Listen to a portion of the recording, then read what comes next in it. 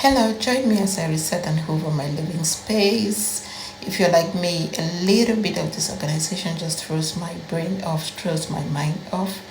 So I have to do this to keep my day going. I'm that type of a person where things are not at their place or in their place. It just throws me off. It throws my routine off. I have to get it done. So, but this works for me. I know there are people that can function in a little bit of chaos, but for me, I've tried it. It doesn't make me to be efficient and effective as I would like to be. So, I hope I'm not the only one. Leave me a comment down below if you're just like me. Hope you enjoyed the video. Please don't forget to subscribe.